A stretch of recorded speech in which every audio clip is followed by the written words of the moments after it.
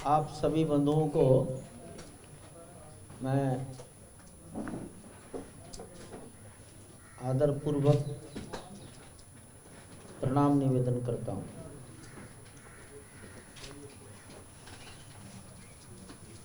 और आभार व्यक्त करता हूँ कि इस शीतकाल में आप विश्व हिंदू परिषद के निवेदन को स्वीकार करके उपस्थित हुए। वैसे तो सभी बातें शायद हमसे अधिक आपकी जानकारी में रहती है और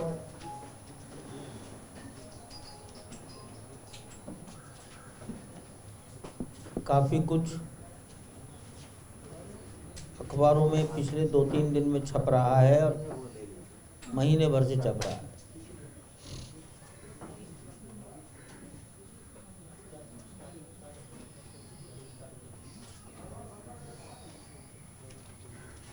पाँच सौ वर्षों तक हिंदुस्तान के राम भक्तों ने राम जन्मभूमि को प्राप्त करने के लिए आत्मोत्सर्ग किया।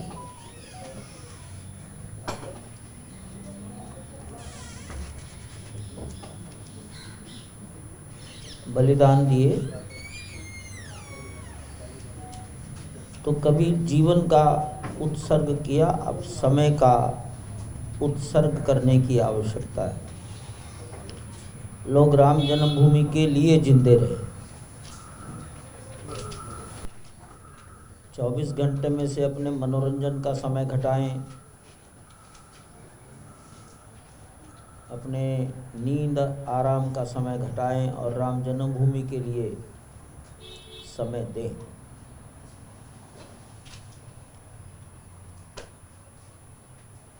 आज जिसकी आयु 35 साल है, शायद उन युवकों को इस लड़ाई का इतिहास बहुत कम मालूम होगा। जो बहुत अधिक अध्ययन करते होंगे उन्हीं को मालूम होगा। देखा तो किसी ने भी नहीं।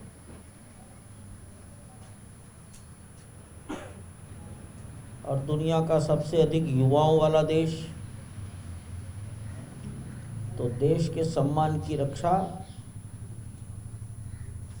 देश का समाज युवक करेगा। इसलिए उसको इस इतिहास को बताने की ज़रूरत अनुभव करते हैं। और इसलिए सोचते हैं कि कम से कम हिंदुस्तान की आधी आबादी तक जाकर उसको राम जन्मभूमि के इतिहास की जानकारी दो।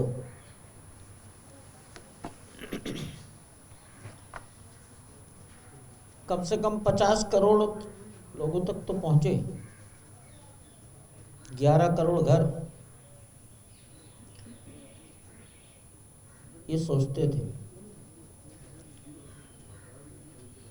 लेकिन समाज में जो उत्साह अनुभव हो रहा है,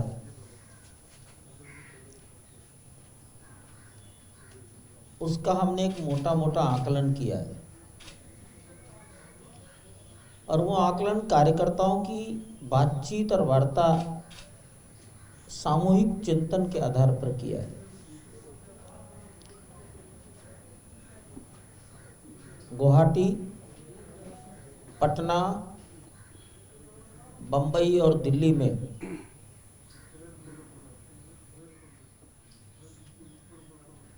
कार्यकर्ता एकत्र आए। 24 घंटे बैठकर विचार हुआ। गुवाहाटी में 7 सिस्टर्स, पटना में झारखंड बिहार, मुंबई में गुजरात, गोवा, महाराष्ट्र, मध्य प्रदेश, छत्तीसगढ़ और दक्षिण भारत, और कल दिल्ली में उड़ीसा, बंगाल, अंडमान निकोबार, सिक्किम, राजस्थान, जम्मू कश्मीर, हिमाचल, पंजाब, हरियाणा, दिल्ली, उत्तराखंड और उत्तर प्रदेश के कार्यकर्ता है। और वो क्या सोचते हैं? उनके उनके राज्यों में समाज का उत्साह कैसा है, कार्यकर्ताओं का उत्साह कैसा है। तो ऐसा लगता है इन 4 स्थानों पर जो कुछ कार्यकर्ताओं ने बताया,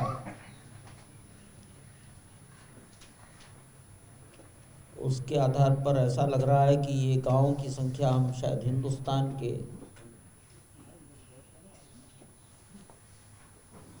इतना संपर्क होगा कि दुनिया का अभूतपूर्व कार्यकर्ताओं का जोड़ अगर वैसा का वैसे ही कर लिया जाए, उसमें अपनी ओर से कोई काट छांट न की जाए, तो 5.25 लाख गांव तक पहुंचने की अपेक्षा हमारे कार्यकर्ता कर रहे हैं और 12.25 करोड़ से भी अधिक परिवारों तक हम पहुंचेंगे।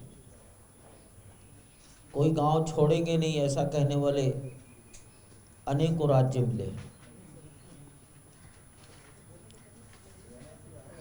जितने घरों में पहुंचना है उतने ही प्रकार, उतने ही संख्या में, उससे अधिक लिटरेचर, इतिहास का छापेंगे,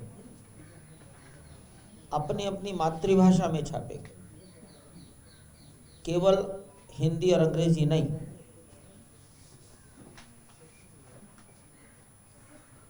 सब अपने अपनी आवश्यकता के अनुसार छापेंगे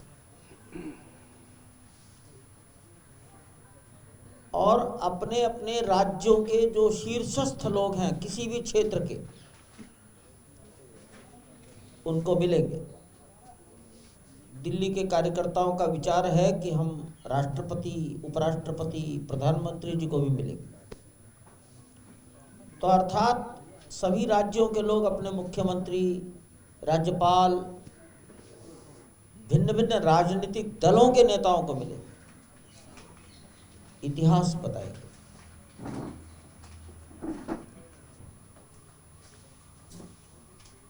कार्यकर्ताओं का विचार ये भी है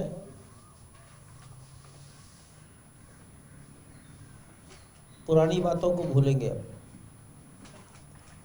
और नया राष्ट्र के निर्माण का ये मार्ग है। कार्यकर्ता लोग इस मंदिर के निर्माण को हिंदुस्तान की अस्मिता से, सम्मान से, गौरव से जोड़कर देख रहे हैं। ये इन 4 जो बैठकें मैंने बताई हैं, गुवाहाटी, पटना, मुंबई और दिल्ली, मैं उसका सारांश बता रहा हूँ कि राष्ट्र की अस्मिता, राष्ट्र का गौरव, उसका ये प्रतीक है और ये अंततः हिंदुस्तान के निर्माण का मार्ग प्रशस्त करेगा, स्वाभिमान जगेगा। इसलिए ये इतना बड़ा जनसंपर्क अभियान है जिसको कार्यकर्ताओं का उमंग देखकर लगता है कि पूरा कर लेंगे तो ये विश्व का, न भूतो, भविष्य के बारे में कह नहीं सकते, ऐसा होगा। अब मंदिर भगवान का घर है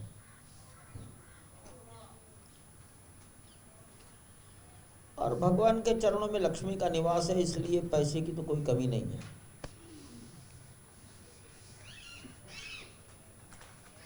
पढ़ भी नहीं सकती। मुझे अनेक संत महात्माओं ने कहा है पैसे का विचार छोड़ दो, लक्ष्मी भगवान के पीछे पीछे चलती है।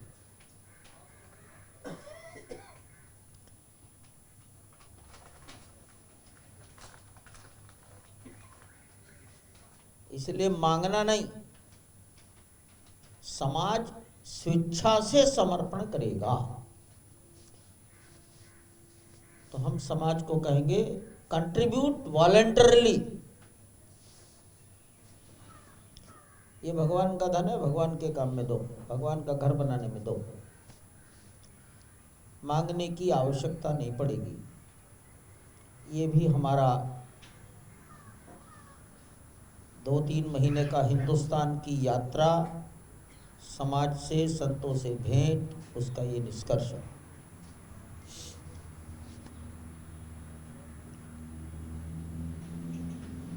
समाज देगा तो ट्रांसपेरेंसी कैसे रहेगी, पारदर्शिता कैसे रहेगी धन की। इसलिए श्री राम जन्मभूमि तीर्थ क्षेत्र ट्रस्ट ने ये विचार किया कि कुछ कूपन छापे जाए और उतनी ही संख्या में छापे जाएं जितनी संख्या में हम घरों में जाना चाहते हैं। तो हमने 10 रुपया, 100 रुपया, 1000 रुपया, इतना अंक लिखकर कूपन छापे हैं। एक बात थी कि घर घर में राम जन्मभूमि का मंदिर का चित्र कैसे पहुंचे, तो हमने इस कूपन पर ही चित्र छाप दिया है और अच्छा पोस्टकार्ड साइज का फोटो है, घरों में रखा जा सकता है। A4 साइज में भी कुछ अच्छे चित्र छापे हैं, बिक्री के लिए कुछ भी नहीं। 100 रुपए के ही 8 करोड़ कूपन छापे हैं। 10 रुपए के 4 करोड़ कूपन छापे हैं। 1000 रुपए के भी 12 लाख कूपन छापे हैं और इसके बाद रसीद बही छापी है, रसीदें।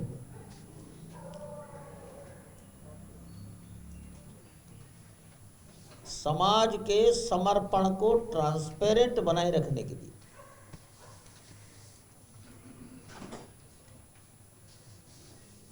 3 बैंकों में खाते हैं, state bank, Punjab national bank, bank of Baroda, परंतु ये सब कलेक्शन अकाउंट हैं।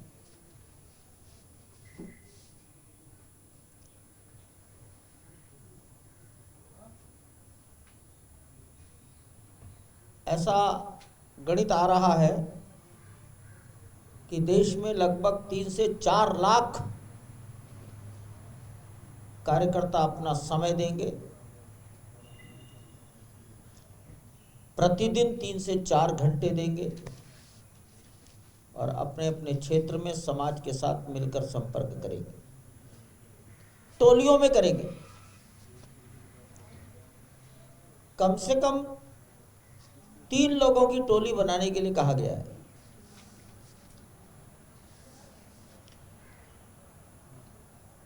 हर टोली का एक क्षेत्र निर्धारित,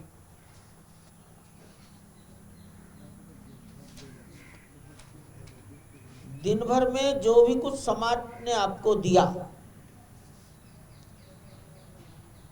वो 48 घंटे के अंदर नियरेस्ट बैंक में जमा करना। आप जहां रहते हैं उसके निकटतम कौन सा बैंक है, कौन से बैंक की कौन सी ब्रांच है। 3 बैंकों का वर्णन मैंने किया।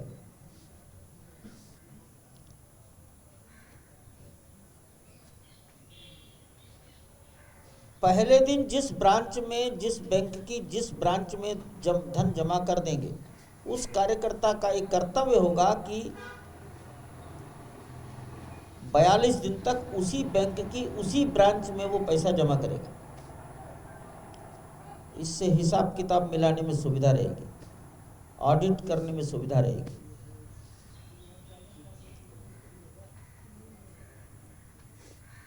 कार्यकर्ता जब पैसा जमा करने जाएगा तो डिपॉजिट स्लिप पर अकाउंट का नंबर लिखेगा, इसमें गलती हो सकती है। 3 से 4 लाख लोग जहां काम कर रहे होंगे तो गलती की संभावना स्वाभाविक है। किसी का हैंडराइटिंग कैसा है, पढ़ने और लिखने और समझने में अंतर आ सकता है। इसलिए बैंकों ने हमें सुविधा प्रदान की है। हमने मांगा कि हमें बैंक अकाउंट नंबर मत दो, कोड नंबर दो, और ऐसा कोड दो जिसको हम भी ना लिखें, आप ही डिपॉजिट स्लिप छाप कर हमें दे दो। वो कोड नंबर छपा होगा, ऑटोमेटिकली उसी कोड के अकाउंट में पैसा चला जाएगा। ट्रांसपेरेंसी मेंटेन हो, मनुष्य जनित गलतियों को न्यूनतम करने का प्रयास हमारा है। हम ये भी तैयारी कर रहे हैं कि प्रतिदिन रात्रि के 12 बजने के पहले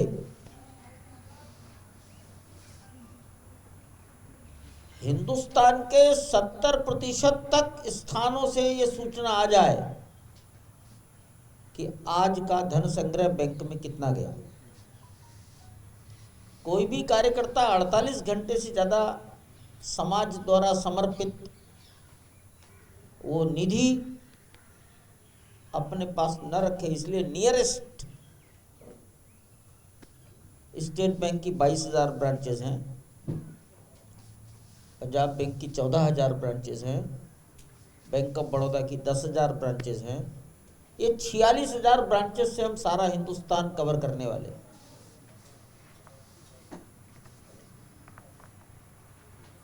किसी कार्यकर्ता को 2-4 किलोमीटर से ज़्यादा न चलना पड़े।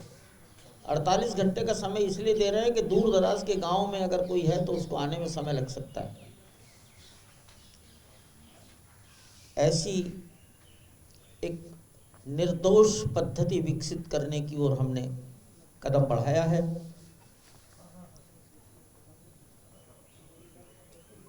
और हमारा विश्वास है कि हम इसमें सफल होंगे।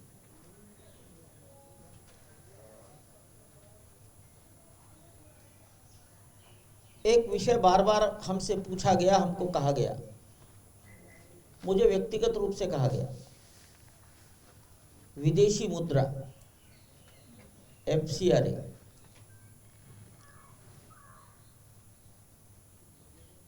अभी हमने विदेशी मुद्रा प्राप्त करने के लिए जो कानून है FCRA, foreign contribution regulation act, इसमें रजिस्ट्रेशन प्राप्त नहीं किया है। उसके कारण है, कानून कहता है कि 3 वर्ष की ऑडिट रिपोर्ट चाहिए। अभी तो ट्रस्ट बने हुए 1 साल भी नहीं हुआ।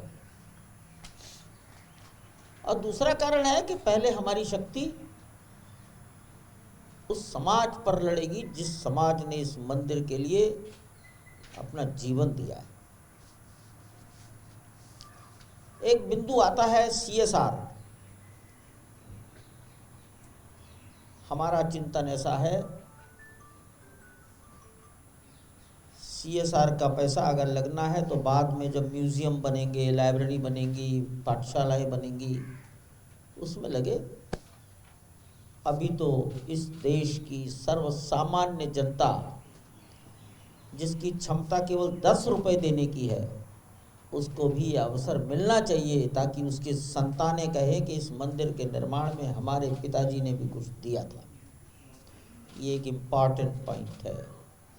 इस देश का हर घर कह सके, आधी आबादी कह सके हमारा भी इसमें योगदान है। ये मंदिर समाज के आधार पर बने। एक सवाल मेरे से पूछा गया है, पत्रकार बंधुओं ने पूछा है मुंबई में, सरकारों का काम मंदिर बनाना नहीं है, सरकार का काम समाज की भलाई के जो काम करना है वो करेगी। लेकिन हम प्रधानमंत्री, राष्ट्रपति, उपराष्ट्रपति के पास जाएंगे, वो मनुष्य के रूप में जाएंगे, वो अपने पॉकेट में से दें, अपने निजी खाते में से दें। सरकार के धन से तो दे ही नहीं सकते। भारत सरकार ने जब ट्रस्ट बनाया तो भारत सरकार की खजाने से कुल 1 रुपए का नोट दिया है। अब वो बैंक में डिपॉजिट हुआ और बैंक ने उस रुपए को फ्रेम करके रख दिया, 1 रुपया। इसलिए सरकार की भी, सरकार या सरकारों, उनसे सहयोग की अपेक्षा है, धन की अपेक्षा नहीं, कि राष्ट्र के इस सम्मान में उनका भी योगदान है।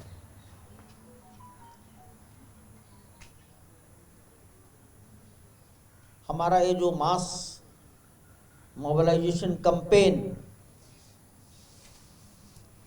इसे मकर संक्रांति से शुरू करेंगे और कार्यकर्ताओं को कहा गया है कि अधिक से अधिक माघ पूर्णिमा यानी फरवरी 27, ये 42 दिन के काल में सब कुछ अपने अपने प्रांत की सुविधा के अनुसार दिन तय करिए और जनसंपर्क प्रारंभ करिए।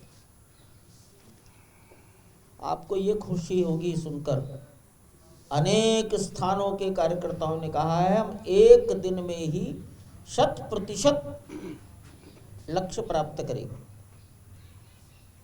इससे कार्यकर्ताओं के उत्साह को देखना, ये आवश्यक नहीं है कि एक दिन में सब हो जाए, तो इसलिए 3 दिन 4 दिन भी करेंगे, लेकिन वो संकल्प किया है हम एक ही दिन में सब काम कर लेंगे। ये आज की दिन समाज की मानसिक अवस्था का मैंने चित्रण किया है। बड़ी खुशी की बात है, आपने भी फोटो देख लिया होगा। हमारे ट्रस्ट में एक कंस्ट्रक्शन कमेटी है, उस कमेटी के चेयरपर्सन श्री नृपेंद्र मिश्रा हैं। उनके बारे में बताने की आवश्यकता नहीं है। 1967 बैच के उत्तर प्रदेश कैडर के IAS अफसर हैं और रिटायरमेंट के बाद 2014 से 2019 तक नरेंद्र मोदी जी के प्रमुख सचिव की भूमिका उन्होंने निर्वाह की है। तो एक कंस्ट्रक्शन कमेटी के हेड के रूप में हमने उनको निमंत्रण दिया कि कार्यकर्ता मंदिर निर्माण के संबंध में जनसंपर्क करने वाले हैं, आप भी आकर कार्यकर्ताओं के विचारों को सुनिए। और इस रूप में वो कल आए, ये हमारे लिए बहुत ही प्रसन्नता का विषय है। हमारी इच्छा है कि मंदिर 3 वर्ष में तैयार हो जाए।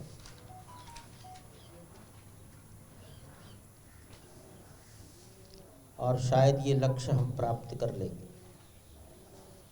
शायद मैंने इसलिए लगा दिया कि जिस दिन ये विचार आया था कि 36 महीने, तो उसमें +3 और जोड़ दिया था। अपने लिए दाएं बाएं थोड़ा बहुत जाने के लिए मार्जिन रखा था।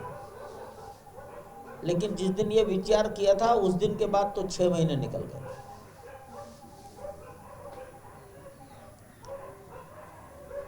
इसलिए मैं कह रहा हूं कि लगभग 36 महीने में हम जरूर प्राप्त कर लेंगे।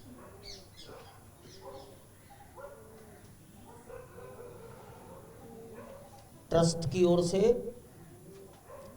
इस ट्रस्ट को, इस निर्माण को देखने के लिए एक कमेटी बनाई गई है, construction committee created by the trust. उसमें पूज्य स्वामी गोविंद देव गिरी जी महाराज हैं, उसमें श्री नृपेंद्र मिश्रा हैं, और हम 3 ट्रस्टी हैं जो अयोध्या में रहते हैं। मेरा नाम है डॉक्टर अनिल, और अयोध्या राज परिवार के विमलेंद्र मोहन प्रताप मिश्र। ये हम पूरी तरह से एक एक चीज़ को देखने की, समझने की कोशिश करते हैं। लेकिन ट्रस्ट में ही कंस्ट्रक्शन कमेटी का एक क्लॉज है, उस क्लॉज के अंतर्गत फिर एक कमेटी बनाई गई है। उस कमेटी के चेयरपर्सन श्री नृपेंद्र मिश्रा हैं। ये ट्रस्ट करोड़ों लोगों की अपेक्षाओं को पूरा करने जा रहा है। लाखों लोगों की निगाहें हैं जो शायद ज्यादा पैनी हैं। हो सकता है उनमें से कुछ छिद्रान्वेषी भी हों, छेद ढूंढने की कोशिश करें। पारदर्शिता बनाए रखने के लिए अभी ट्रस्ट शैशव अवस्था में है। इसके लिए जो ट्रस्ट डीड में कंस्ट्रक्शन कमेटी है, उसमें एक आईएएस अफसर शत्रुघ्न सिंह को जोड़ा गया है। वो उत्तराखंड के चीफ सेक्रेटरी पोस्ट से रिटायर हुए। 3 प्रधानमंत्री सेंट्रल सेक्रेटरीट में रह चुके हैं। और दूसरे आईएएस अफसर हैं दिवाकर त्रिपाठी, जो लखनऊ में रहते हैं। स्कूल ऑफ आर्किटेक्चर के डीन रहे हैं प्रोफेसर रमन सूरी, रिटायर्ड हैं, बहुत सीजन्ड आदमी हैं, दिल्ली में रहते हैं। उनको इस कमेटी में जोड़ा गया है।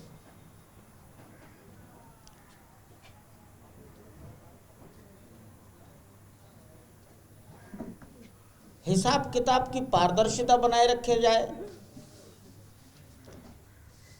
इसके लिए आशुतोष शर्मा नाम के एक ऑडिटर जनरल ऑफिस के ऑफिसर हैं, उनसे निवेदन किया गया हमारे अकाउंट्स को देखकर सलाह दीजिए।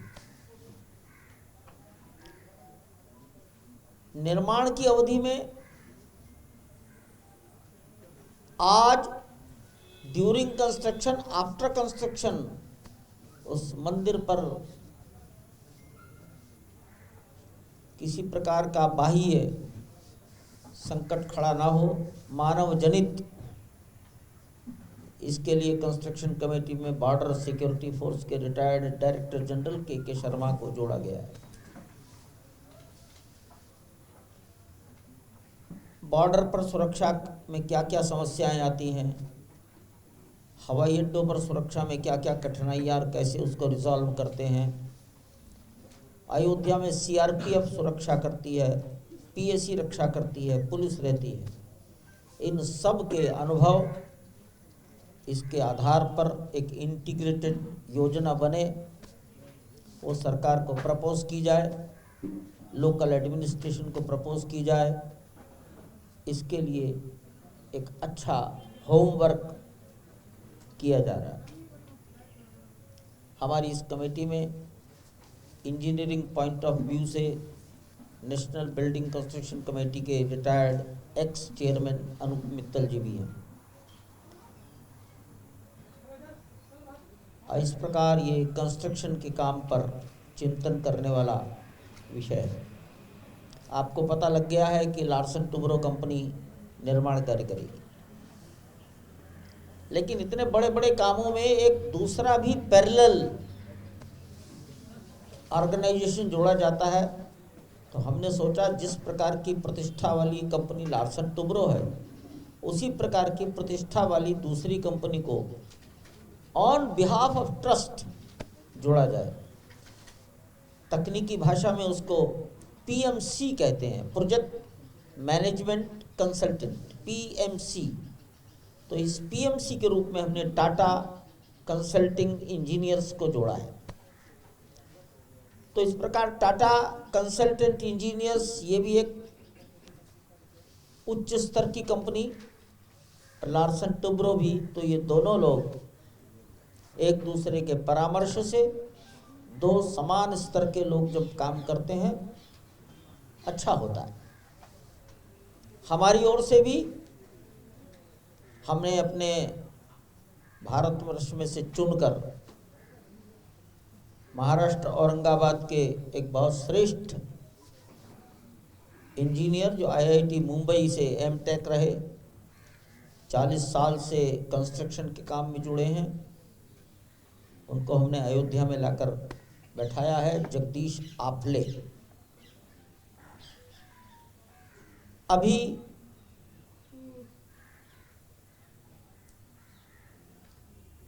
ब्रेनस्टॉर्मिंग कहें, होमवर्क कहें, ये नींव पर होमवर्क चल रहा है। जमीन के ऊपर जो निर्माण होने वाला है वो पत्थर है, और पत्थर की आयु 1000 साल कम से कम मानी गई है। हिंदुस्तान में जितने पुराने मंदिर पत्थरों के बने हैं वो दिखते हैं, कोणार्क, मदुरई, रामेश्वरम, जगन्नाथ, ये उदाहरण है। अयोध्या सरयू मैया के किनारे है, तो ताजमहल भी सरयू के किनारे है, दिल्ली का लाल किला भी यमुना जी के किनारे है, वो भी यमुना जी के किनारे है। इसलिए नदी के तट पर नींव कैसी हो। अयोध्या की भौगोलिक स्थिति, जमीन के अंदर की स्थिति ऐसी है कि गहराई तक 60 मीटर गहराई तक लूज सैंड में पकड़ नहीं होती। इस लूज सैंड के अंदर पत्थरों के वजन को सहन करने की ताकत वाले कंधे और उतनी ही लॉन्गिटिविटी, उतनी ही अधिक आयु, ये चिंतन का विषय चल रहा है। इसरो के चित्र मंगवाए गए तो पिछले 2000 साल में लगभग 5 बार सरयू ने अपनी दिशाएं बदली हैं। ये इसरो के चित्र आए हैं, इतना काम होमवर्क किया गया है। 500 साल बाद दिशा बदल दी तो क्या होगा, और नीचे बालू है, बह जाएगी। तो सब सहमत हो गए हैं, डैम्स में जिस प्रकार की रिटेनिंग वॉल बनती है, जमीन के नीचे आवश्यकता पड़ी तो 20 मीटर 25 मीटर तक गहराई तक रिटेनिंग वॉल बनाएंगे। एक आम सहमति इस पर हो गई है सबकी। नदी का किनारा, मैंने ये बातें इसलिए कही कि जो भी उत्तम से उत्तम प्रयोग, प्रयास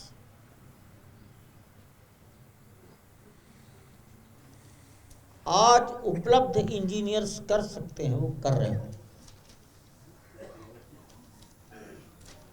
श्रीमान नृपेंद्र मिश्रा जी ने बेस्ट एफर्ट किए और इसके लिए उन्होंने आईआईटी दिल्ली के रिटायर्ड डायरेक्टर प्रोफेसर राजू, उनकी लीडरशिप में चेयरपर्सन बनाया उनको, और एक कमेटी बनवाई जिसमें IIT Mumbai, IIT Guwahati, IIT Chennai, central building research institute Roorkee, Tata, L&T के इंजीनियर्स, डिजाइनर्स, इन सब ने मिलकर, जगदीश आफले प्रोजेक्ट मैनेजर, इन्होंने मिलकर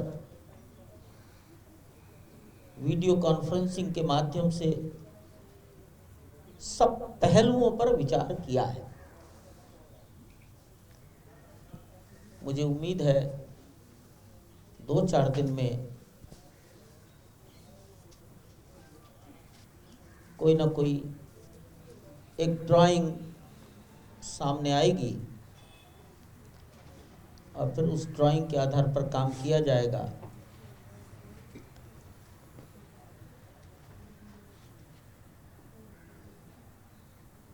ऐसा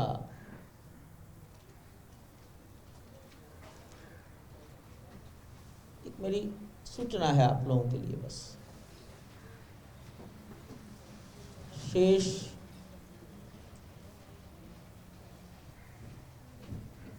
एक विषय अखबारों में अक्सर आता है, दिल्ली में तो खूब आता होगा,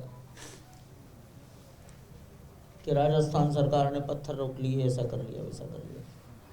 तो हमारा कोई पत्थर किसी ने नहीं रोका। अखबार में आई हर बात का खंडन मंडन करना हमारा काम नहीं।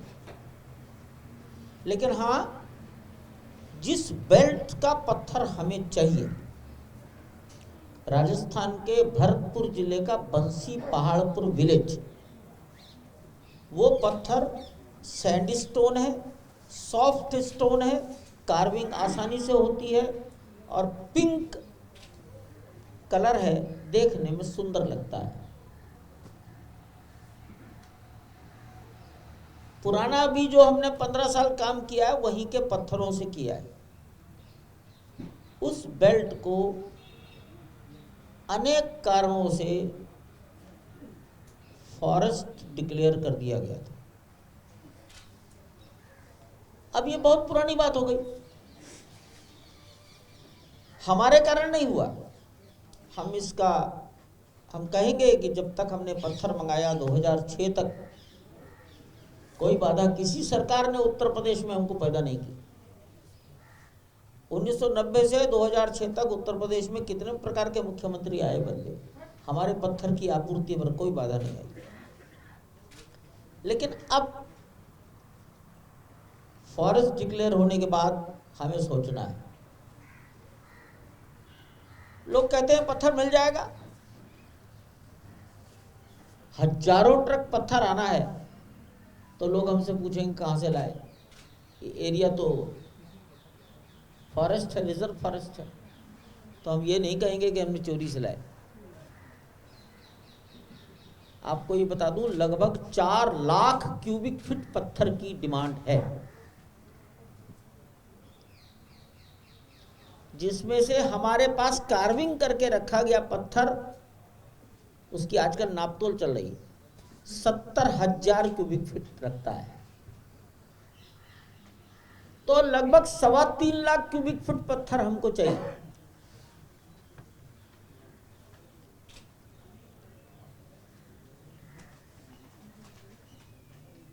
और लगभग 4 लाख क्यूबिक फुट पत्थर ही परकोटे के लिए चाहिए।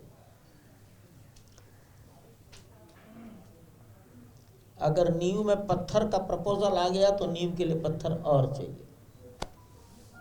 होमवर्क सब हुआ है कि अगर पत्थरों की नींव बनानी पड़ गई तो क्या होगा। तो गणित किया गया है 4 फीट 2 फीट 2 फीट, 4 फीट लंबा, 2 फीट चौड़ा, 2 फीट मोटा है, 2 दूनी 4 चक 16 क्यूबिक फीट के 25,000 ब्लॉक चाहिए।